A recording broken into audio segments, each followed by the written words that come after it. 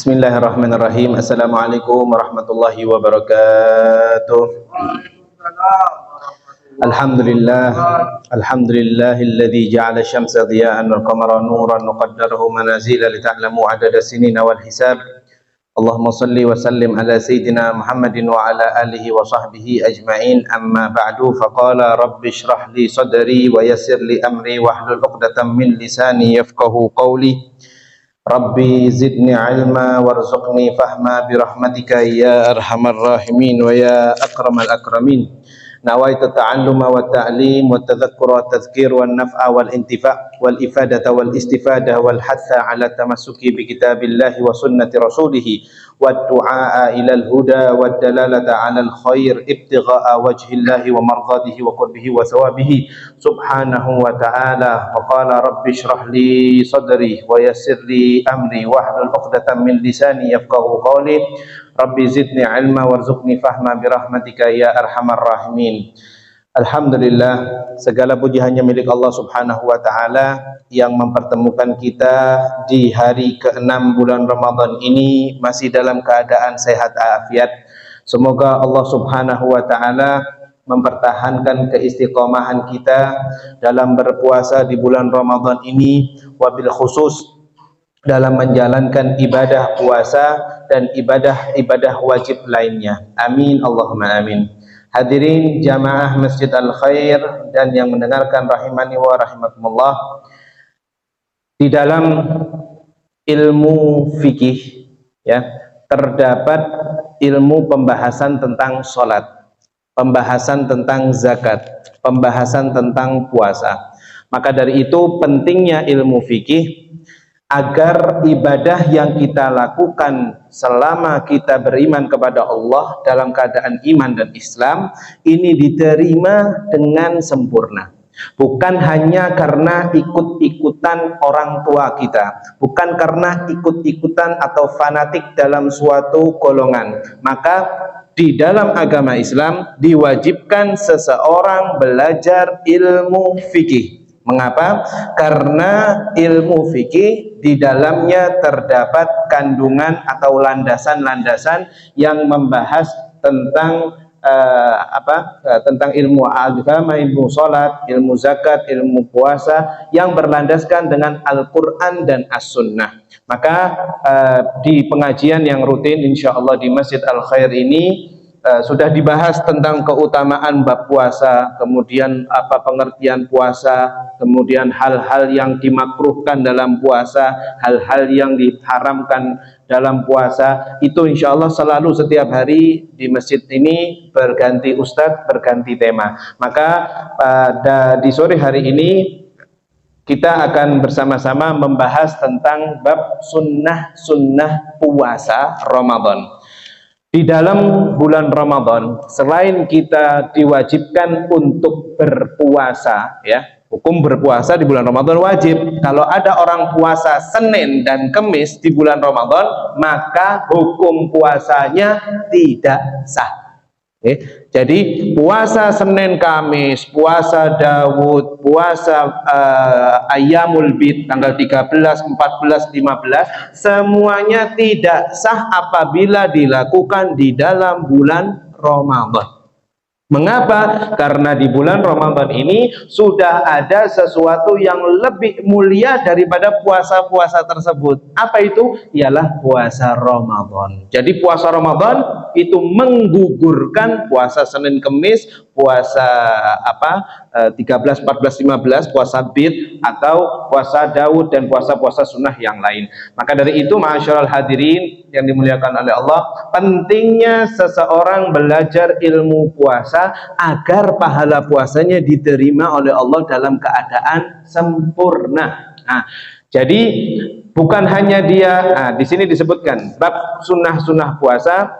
Wa faidatun qala al-Imamu Abu Hamid Al-Ghazali sahibul Ihya Ulumuddin, berkata Imam Abu Hamid Al-Ghazali, Imam Ghazali mengatakan di kitab Ihya Ulumuddin, Yanqasimus shaum ila thalathati aqsam. Puasa itu terbagi menjadi 3. Yang pertama shaumul umum atau shaumul awam, puasanya orang awam.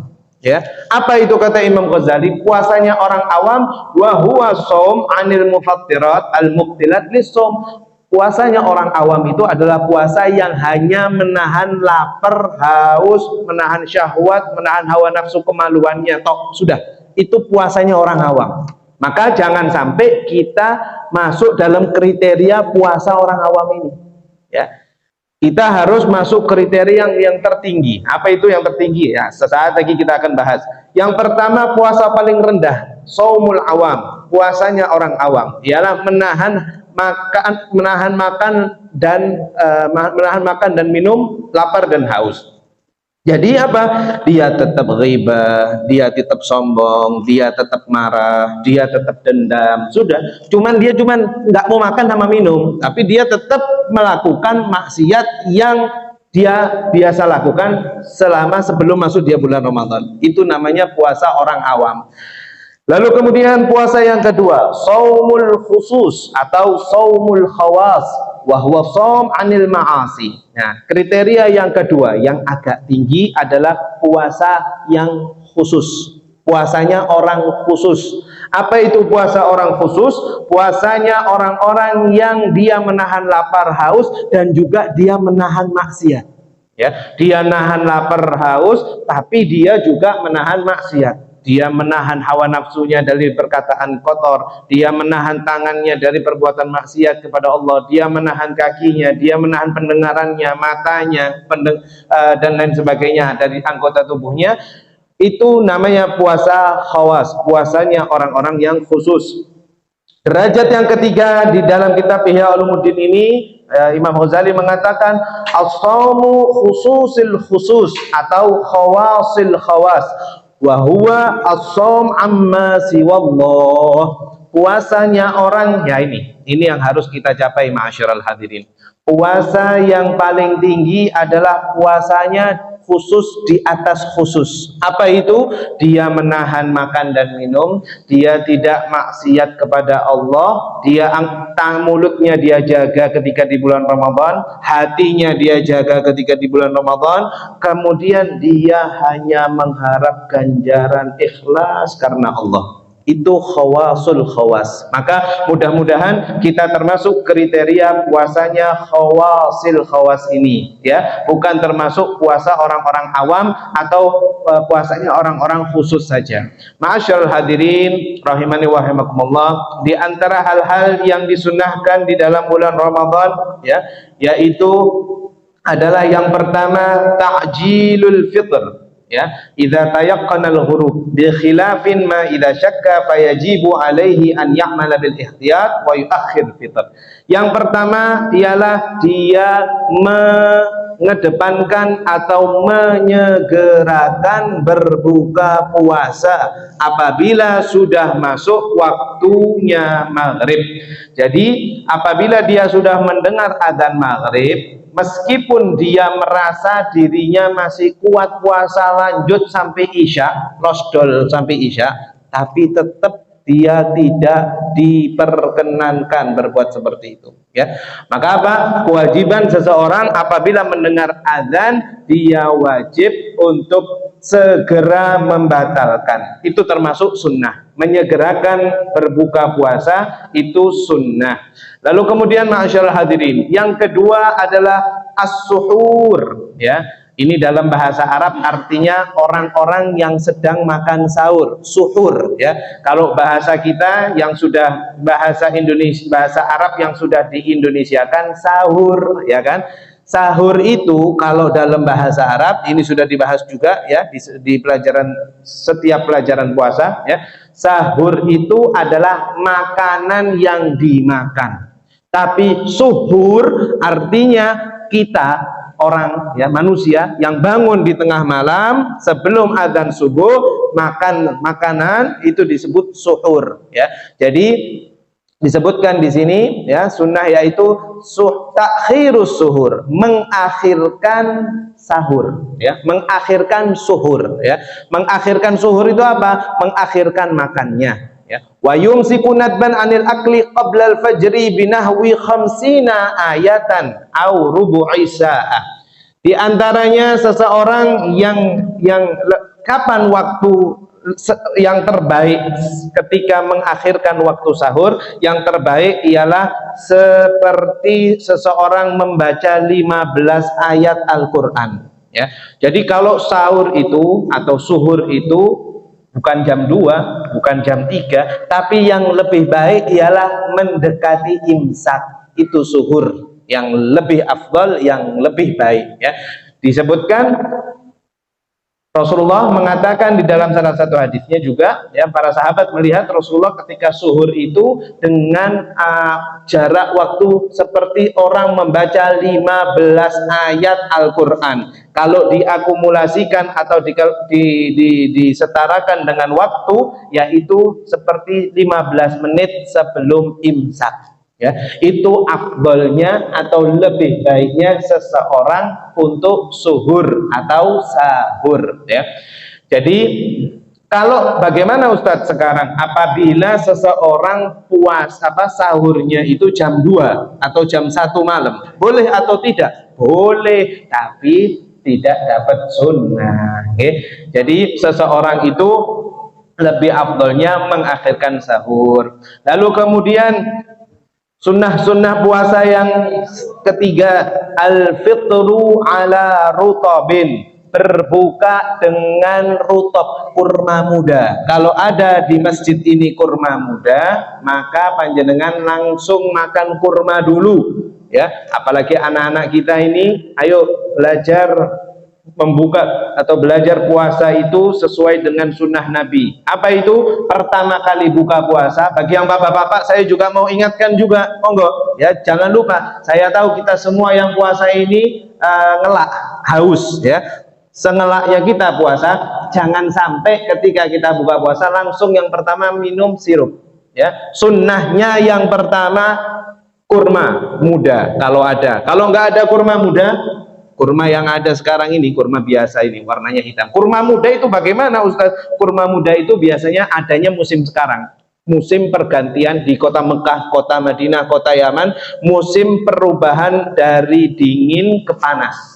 Dari antara musim panas ke musim dingin, kurma-kurma itu mulai bermunculan di pohon. Ada warnanya hijau, ada warnanya kuning, ada warnanya merah. Itu namanya rutab, kurma muda, sunnah ya. Ada saudara-saudara kita yang sedang umroh pada musim ini ya, pada bulan Ramadan, insya Allah mereka pasti bawanya kurma muda ya. Yang panjenengan penasaran sama kurma muda ya, maka bisa berziarah, mendatangi orang-orang yang baru pulang umroh itu dengan mendatanginya ya dari bulan Ramadan ini. Biasanya ada kurma muda, itu sunnah Nabi. Rasanya bagaimana kurma muda itu?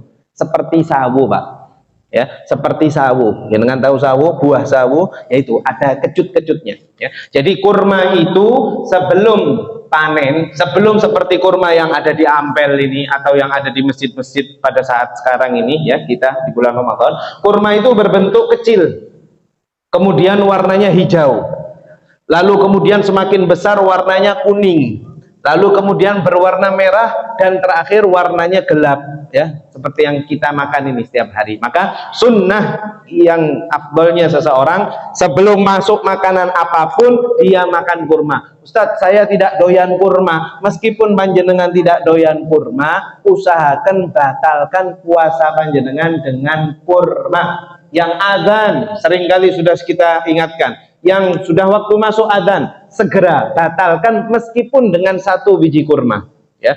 Usahakan ketika makan juga dengan posisi duduk, itu sunnah atau adab Nabi Muhammad SAW. Jadi ketika mau adzan gak ada kurma, adanya air, bagaimana hukumnya Ustadz? Ya kalau memang dia susah mencari kurma dan tinggal adanya air dan dia wajib adzan ya kan, karena orang-orang nggak mungkin batalkan puasa kalau dia tidak adzan, berarti kan tanggungannya ada di muadzin. Maka bagaimana adanya air? Maka dia batalkan puasanya dulu, tidak ada masalah dengan air ya, dengan duduk, ya. Lalu kemudian azan. Setelah dia azan, dia makan lanjut dengan kurma, lalu dengan kue-kue kering dan lain sebagainya. Maka ma'asyiral hadirin yang dimuliakan oleh Allah, anak-anak juga jangan lupa batalkan puasa kalian mulai hari ini, setiap hari di bulan Ramadan ini dengan memakan kurma pertama kali. Setelah makan kurma, gak doyan, ya sudah makan sedikit secuil, jangan sisanya dibuang, dibawa pulang ke rumah, ya, dibawa pulang ke rumah,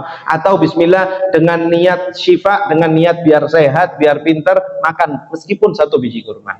Sunnahnya makan kurma berapa? Sunnah makan kurma 1, 3, maksimal 7. Itu sunnah. Setiap hari Rasulullah SAW makan buah kurma itu 7. Bahkan ada riwayat lain mengatakan 11. Berarti hitungan 1, 3, 7, 11 itu hitungan apa? Ganjil, ya. Itu hitungan ganjil. Dan otomatis hitungan ganjil itu namanya hitungan witir. Orang yang menggunakan atau selalu melaksanakan kesehariannya dengan hal-hal yang witir, ya, hal-hal yang witir, maka dia sama dengan dia melakukan ibadah sunnah.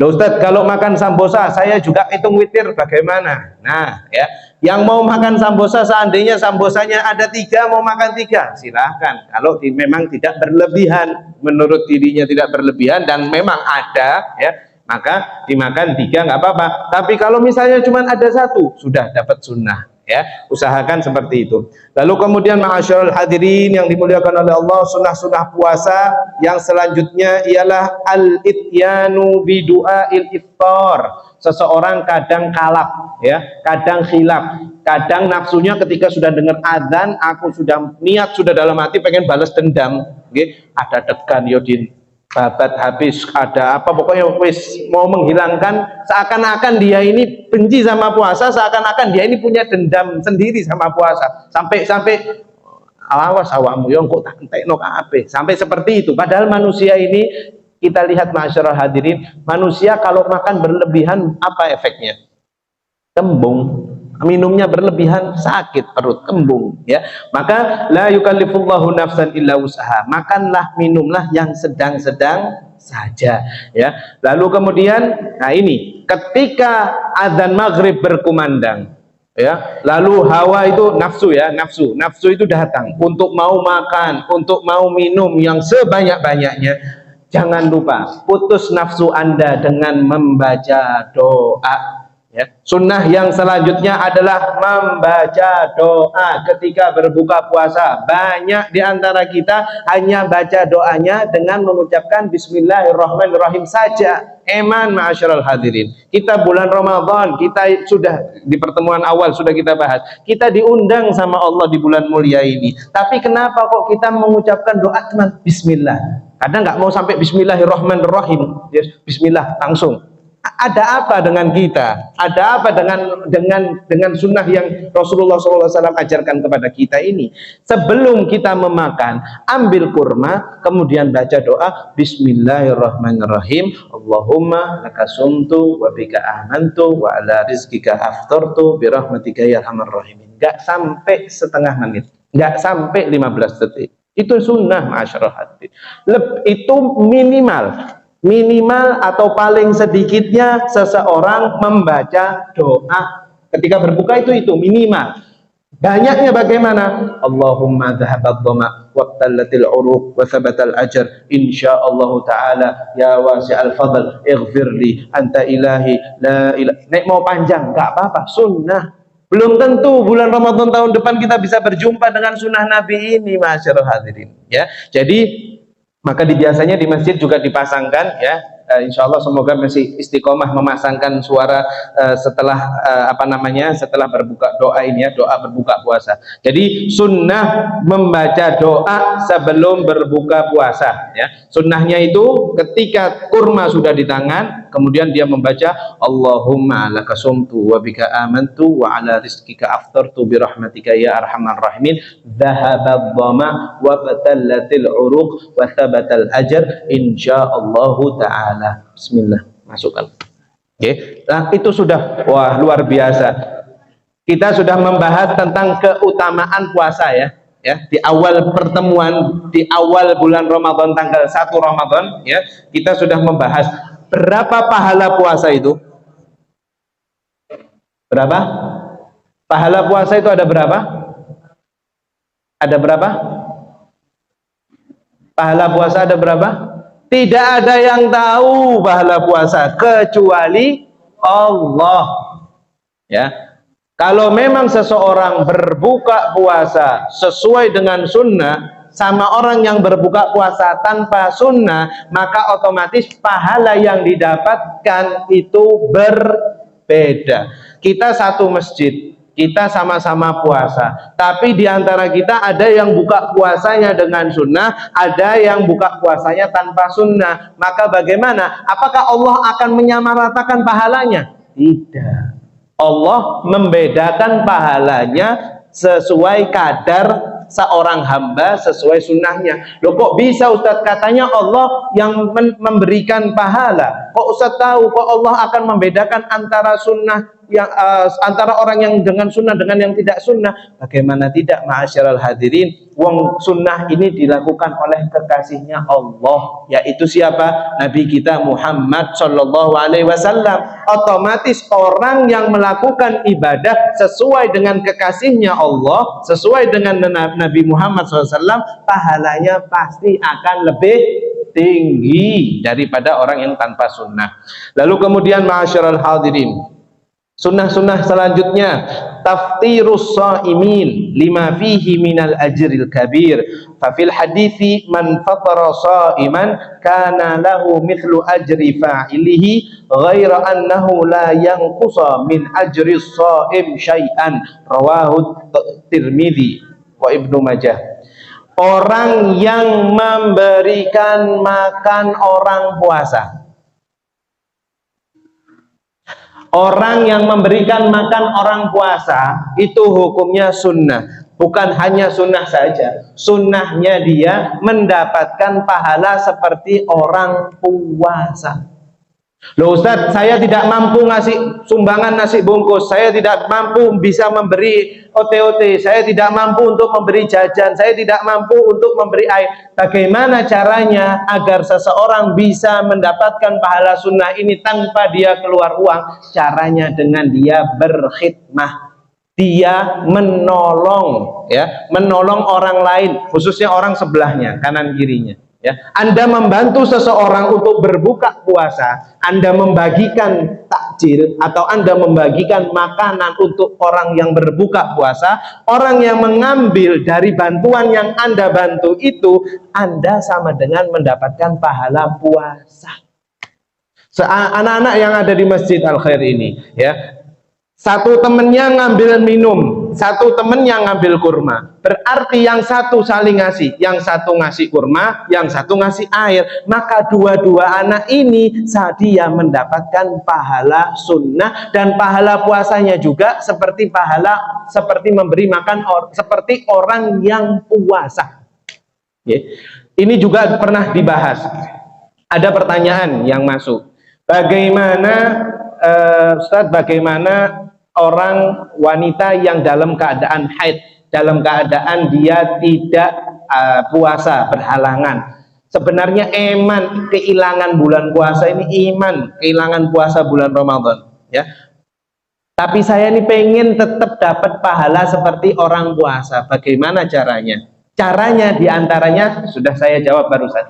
Jawaban apabila ada anak istri kita di rumah yang dia memang berhalangan untuk puasa, ya, karena syariat berhalangannya, dia boleh memberikan makanan orang puasa.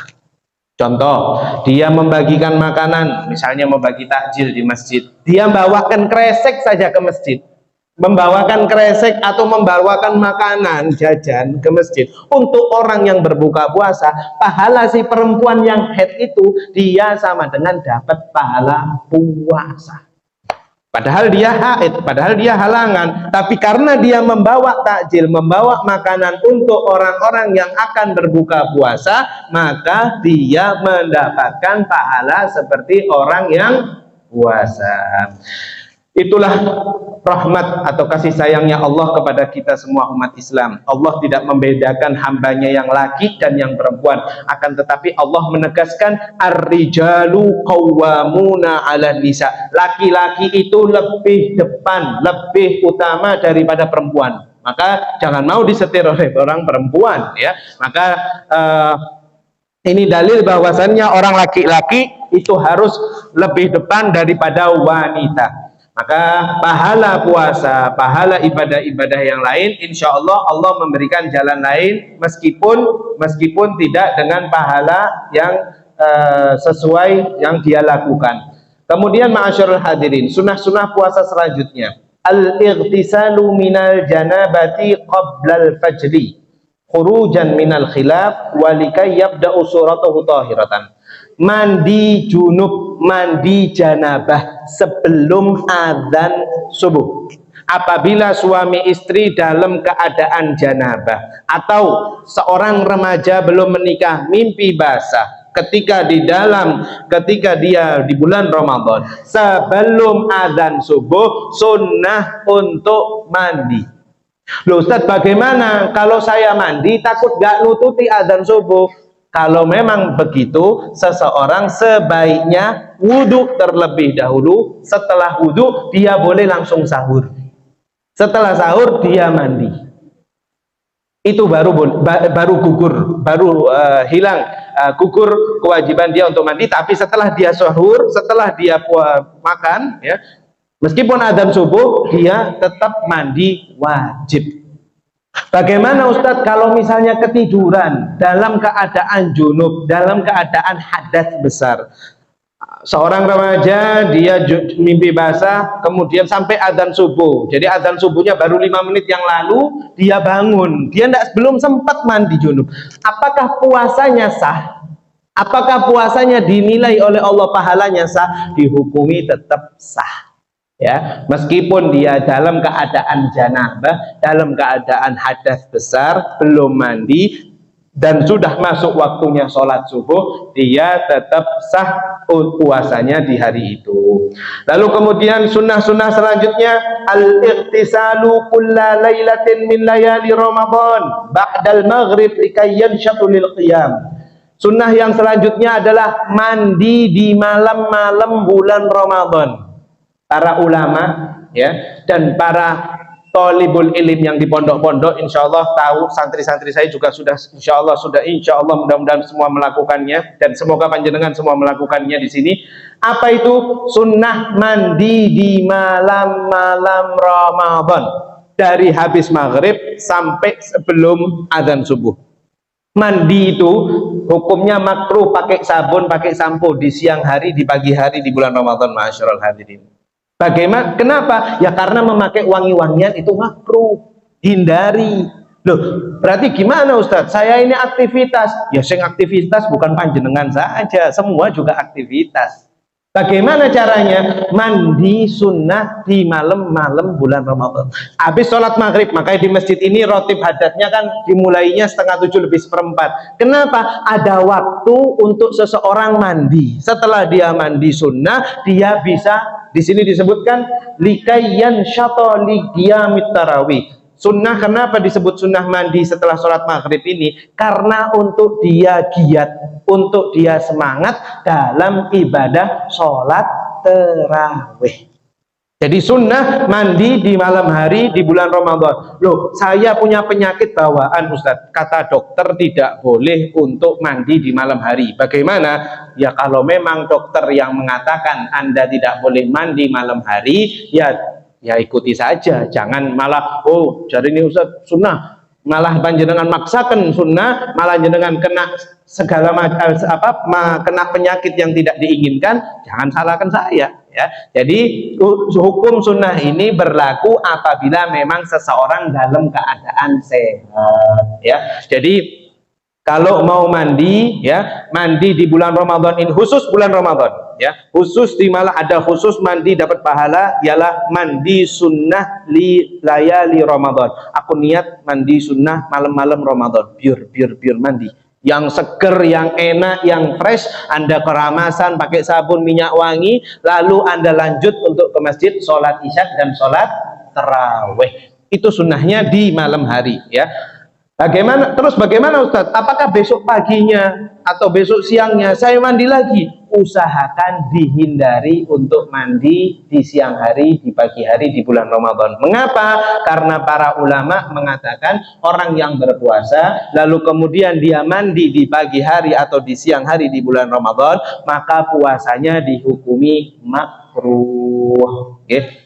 Lalu kemudian ma'asyiral hadirin, sunnah-sunnah juga di bulan Ramadan. Al-muhafadhah ala salati tarawih min awwali lailatin ila akhir lailah. Qala alaihi salatu wassalam, man qama ramadhana imanan wa ihtisaban, ghufira lahu ma taqaddama min dhanbihi. Rawahu Bukhari wa Muslim. Wal maqsud bi qiyami Ramadan huna salatut tarawih. Sunnah-sunnah di dalam bulan Ramadan ini ialah juga diantaranya ma'asyarul hadirin menjaga sholat tarawih. Mungkin kita pada zaman kita kecil kita mungkin masih masih hilang-hilangan lah sholat tarawih. Sangat-sangat rugi orang yang sudah dewasa tapi dia hanya ikut sholat tarawihnya hari pertama, kedua, ketiga, keempat, wallahu a'lam bishawab, sampai hari akhir. Ya, itu sangat disayangkan. Kenapa? Karena Nabi Muhammad bersabda di dalam hadisnya yang diriwayatkan oleh Imam Bukhari, barang siapa yang mendirikan bulan Ramadan dengan keimanan dan dia menjaga sholat tarawihnya dari tanggal 1 Ramadan hingga akhir bulan Ramadan, maka dosa-dosanya diampuni semuanya. Okay. Dosa yang dimaksud di sini dosa-dosa kecil, ya, diampuni semuanya. Makanya mangqama Ramadhana, jangan sampai kita masuk kategori orang-orang yang hanya istiqomah di bulan Ramadan, tapi setelah di luar bulan Ramadan kita kembali seperti awal mula lagi, restart ulang seperti kita pendosa seperti sebelum masuk bulan Ramadan. Fana'udzubillahi min dzalik. Maka kalau kita sudah istiqomah sholat tarawih di bulan Ramadan, ya, dari awal hari pertama sampai hari akhir, maka kita wajib mengharap, ya Allah, berikan keistiqomahan kepadaku untuk ibadah wajib dan ibadah sunnah. Dalam hati Anda harus ada itu. Mengapa? Karena godaannya setelah bulan Ramadan hilang, orang mulai maksiat lagi seperti awal. Yang sebelum sholat bulan Ramadan dia berzina, dia minum minuman keras, dia maksiat lain-lainnya, naudzubillahi min dzalik. Tapi setelah bulan Ramadan dia balik awal lagi. Itu orang-orang yang tidak istiqomah, dosanya itu sangat besar seperti dosanya orang-orang munafik, naudzubillahi min dzalik, ya. Lalu kemudian ma'asyiral hadirin, sunnah-sunnah selanjutnya di bulan Ramadan juga ta'akkudu al-muhafadhah ala salatil witir. Istiqomahkan Anda setelah sudah bulan Ramadan ini istiqomah salat witir, di luar bulan Ramadan istiqomahkan juga tetap salat witir. Salat witir di bulan Ramadan sunnahnya berjamaah, tapi salat witir di luar bulan Ramadan tidak disunnahkan berjamaah. Bahkan di madhab Imam Hanafi, sholat witir ini hukumnya wajib. Madhab kan ada 4. Ada Imam madhab Syafi'i, Maliki, Hanafi, Hambali. Ada 4 madhab dalam Islam ini. Ya. Di madhab Imam Hanafi, sholat witir hukumnya wajib. Loh, mengapa? Karena mengikuti dalil hadis Nabi Muhammad SAW, Innallaha witrun yuhibbul witra. Sesungguhnya Allah itu witir, Allah itu tunggal dan mencintai orang-orang yang suka tunggal atau yang suka witir. Maka orang yang sudah ibadah witirnya, nah, bagaimana Ustadz sholat witir kalau di luar bulan Ramadan? Ibadah sholat witir setelah dia sholat isya, dia sholat sunnah 2 rakaat ba'diyatul isya, lalu kemudian dia sholat witir 2 rakaat plus tambah sholat witir 1 rakaat. Loh Ustadz, apakah sholat witir atau sholat sunnah ba'diyah itu harus dilakukan di masjid? Tidak. Ada saatnya Rasulullah, ada momennya Rasulullah itu sholat sunnah di masjid. Ada momennya Rasulullah sholat sunnah di rumah. Jadi jangan kita bersuudzon atau berburuk sangka kepada orang-orang yang ada di masjid manapun. Di masjid manapun setelah sholat, zikir, berdoa, dia langsung pulang. Jangan kita suudzon. Bisa jadi dia sholat witirnya di rumah, bisa jadi dia sholat ba'diyatul isya'nya di rumah. Karena Rasulullah melakukan hal itu. Karena orang yang melakukan hal itu jarang-jarang.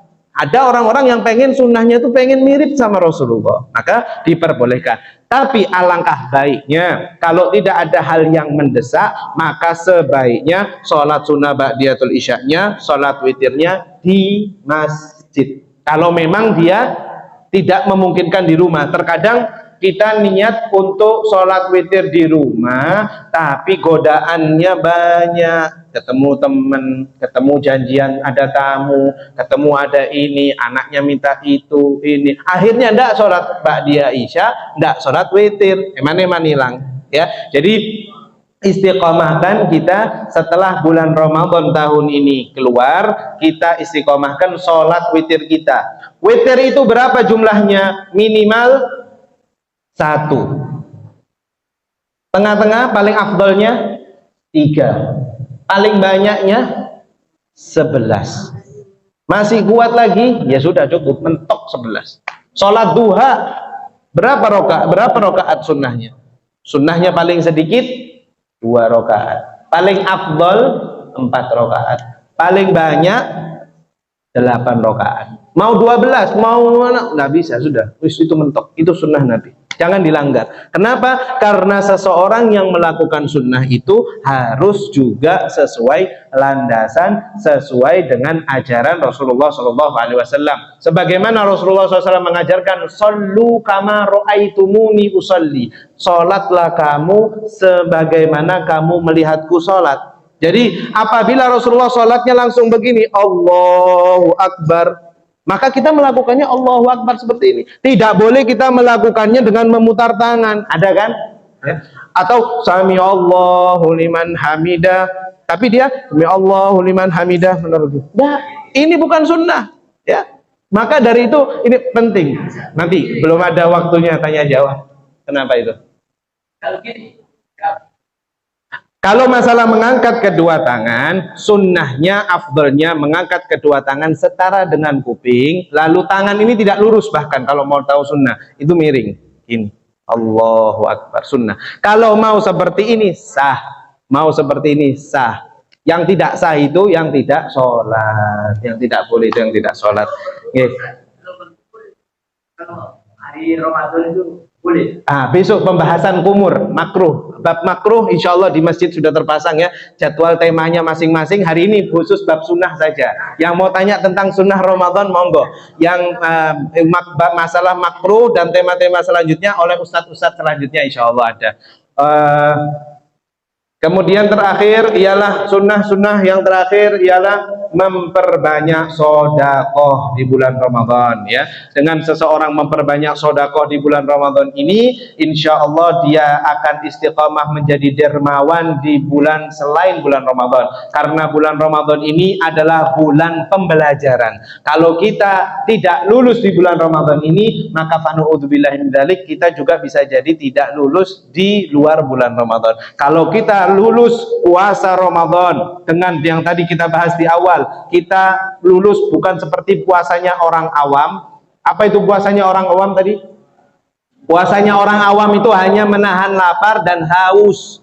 Puasanya orang khusus menahan lapar dan haus dan menjaga dari maksiat. Tapi kalau puasanya khususul khusus, di atas khusus, apa itu? Kata Imam Ghazali tadi, dia sudah puasa menahan hawa nafsunya, menahan pandangannya dari maksiat, pendengarannya dari maksiat, menjaga tangannya dari maksiat, kakinya dari maksiat, dan hanya mengharap ganjaran dari Allah, maka dia termasuk puasanya orang khawasul khawas, puasanya orang-orang khusus di atas khusus. Semoga kita termasuk di dalamnya. Allahumma ja'al jam'ana hadza jam'an marhuma wa tafarruqana bihi tafarruqan ma'suma wa la taj'al fina saqiyan wa la mahruma bi rahmatika ya arhamar rahimin. Allahumma iftah lana futuhal arifin, faqihna fid din wa yu'allimuna ta'wil wa yaqbal hajatuna wa yaqbal sawmina hadza ya rahman ya rahim. برحمتك يا أرحم الراحمين. وصلى الله على سيدنا محمد وعلى آله وصحبه وسلم بحق سبحان ربك رب العزة عما يصفون وسلام على المرسلين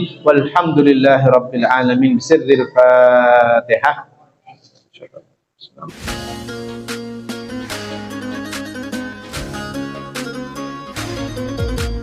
عاليادي اليادي اليادي يما العبيد